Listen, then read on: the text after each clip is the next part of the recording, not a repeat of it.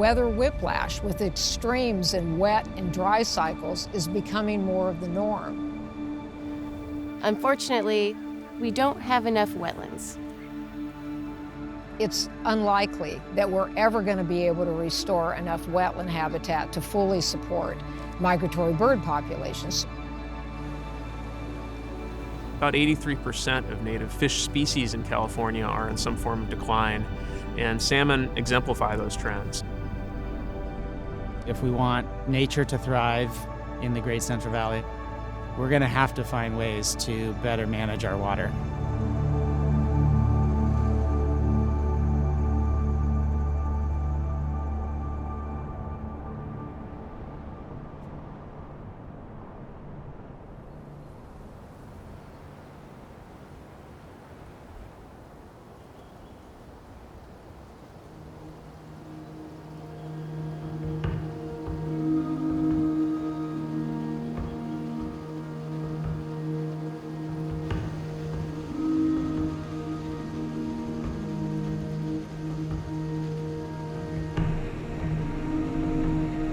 There is a particular smell with harvest, and you can go around the combine and you could smell rice, and it's a very unusual smell, but that always is a reminder of rice harvest.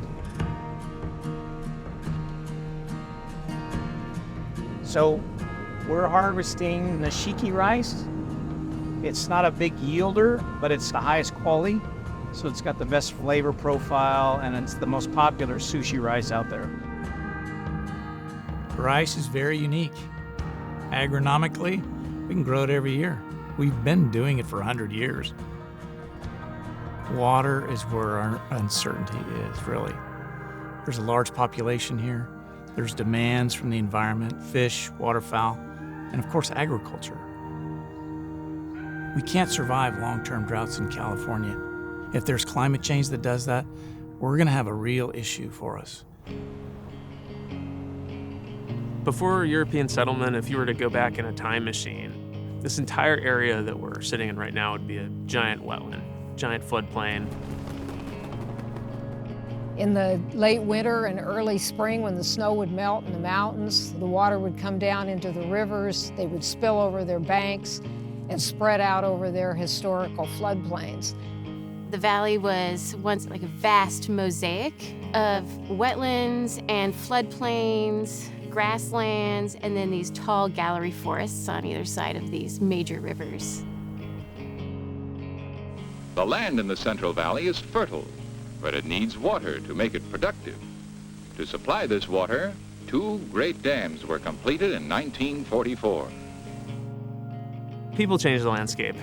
They used the landscape for food, for agriculture, for cities. We built dams on the river. We really controlled the rivers. Urbanization and agriculture and industry forced, the draining of the swamp. And that's had a big change to the area and has resulted in a 95% loss of historic wetlands in the valley. The great network of canals and pumping stations provide water for millions of acres in the Great Valley.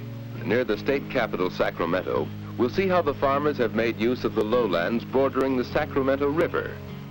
Rice became a fit in the Sacramento Valley because the pioneers, like my ancestors, could not get anything else to grow. Today, it's the best fit. And it's the climate, the heat, and most of all, water supply. And that's a great combination to make rice survive out here. Rice farming is really important to the community because as much as we talk about and think about the rice farmer and the farming families that grow rice, it doesn't stop there. The rice economy also employs people across the board. 500,000 acres is our magic number. And what's that mean to everybody?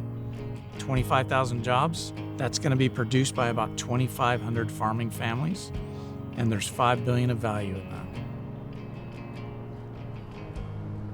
Prior to flooding as a method of decomposing rice straw, most of the rice stubble was burned. Burning became an issue from an air quality standpoint, and so a ban was put on that practice, and there had to be an alternate way to decompose that straw. Some innovative science was done, and flooding for decomposition was brought forward as an option. And that had an unintended consequence of providing tremendous habitat for waterfowl. Rice fields probably represent the best surrogate habitat for the Central Valley wetlands that's left. For waterfowl specifically, rice fields provide 75% of their nutritional needs. When we talk about huge populations of birds coming in, 7 to 10 million, they couldn't be supported in this landscape without rice.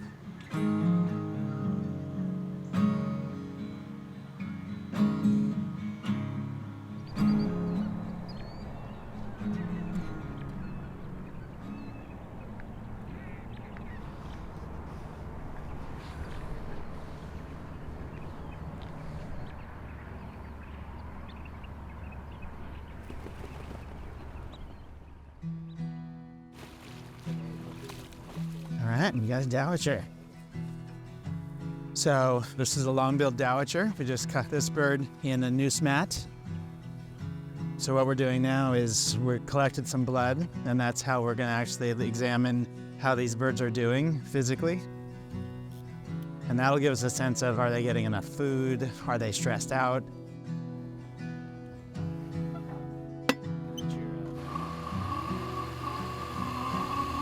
There's a lot of overlap in what waterfowl need and what shorebirds need.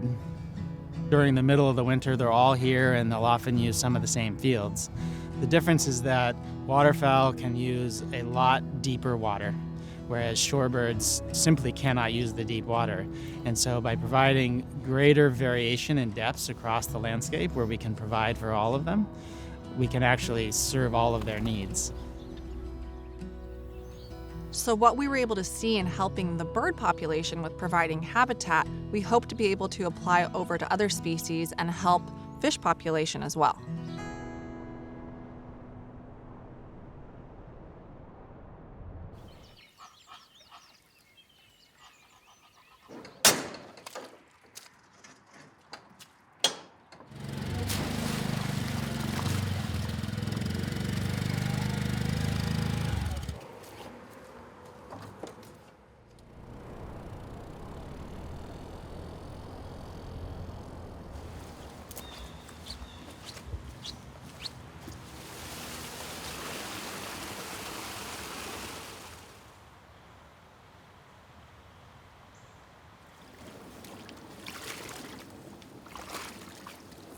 So right now, with how slow the water is normally flowing out, fish could easily just be hanging out right here and even swimming up into the pipe and hiding from us.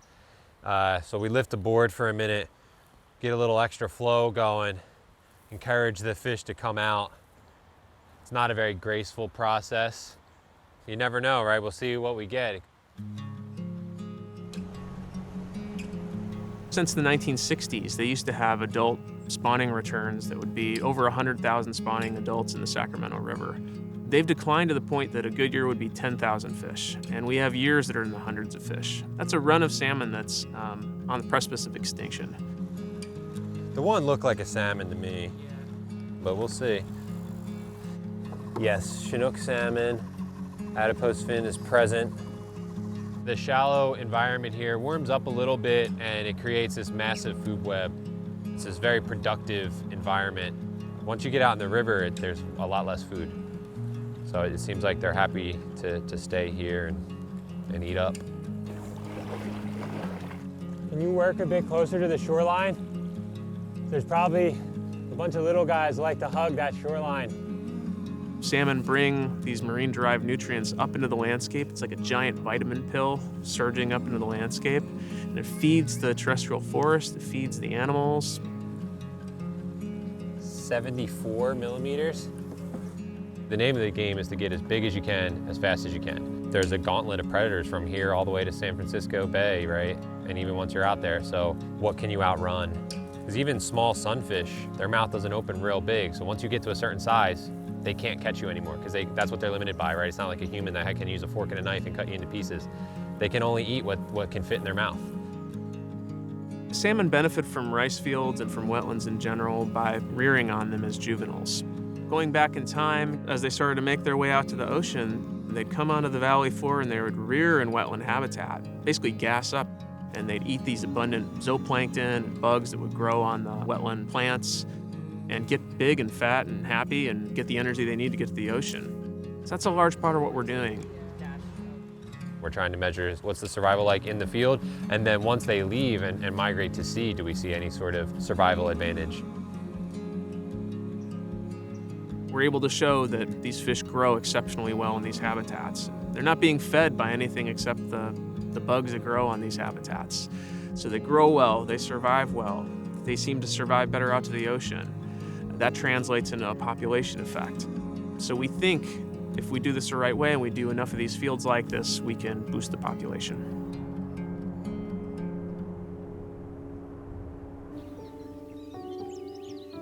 The beauty of these rice fields, when they first start flooding up, they can provide great habitat for shorebirds. And then as they get deeper, they provide fantastic habitat for ducks and geese. And when they're in that deep state, they're growing food for fish. We're capturing shorebirds and tagging them, capturing waterfowl and tagging them, and also putting trackers in fish, all with the same objective, trying to understand how they use the rice landscape and how they interact with the other habitats around them, and does that increase or decrease their survival. Largely, we're seeing the ones that have access to the rice fields are doing better across the board. We have a great opportunity now to take that water management infrastructure and actually remanage it to both continue having a thriving agricultural economy, but also provide for fish and birds at the same time.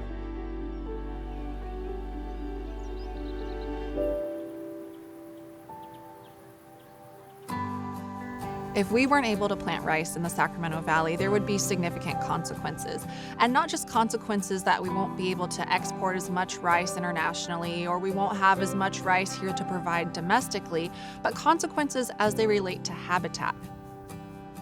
There's not enough wetland habitat available alone to support migratory bird populations, and they're dependent on rice to make up that deficit. Without water, the fields don't end up getting planted in the spring, and while that may seem somewhat trivial, the issue is that in the fall, you don't have the organic biomass. You may be able to flood up those fields, but without that food production, right, the value of those fields is significantly reduced. It's not so much one field here, one field there that makes the impact. It's the fact that we have hundreds of thousands of acres across the whole Sacramento Valley of growers that are willing to flood their fields, and it can make a really dramatic impact for water birds and wildlife. California rice is a great thing, and there's plenty of demand worldwide, and we're going to take care of that. That satisfies that economic side, but you've got that other side that's unique to us in California, and it's that environmental benefit side. We have to find a way to reconcile the needs of people and fish and wildlife. And this is an example of how we can do that. There's a strong collaboration and partnership that's already been developed, and that includes water agencies and state and federal agencies and the private landowners. So if we can just continue to work forward and preserve and enhance habitat for wildlife, I think that's a recipe for success. In the next generation, we would love to see thriving rice farms, robust bird populations, and healthy fish populations. And with all of those three combined, that's really what a sustainable future looks like in the Sacramento Valley.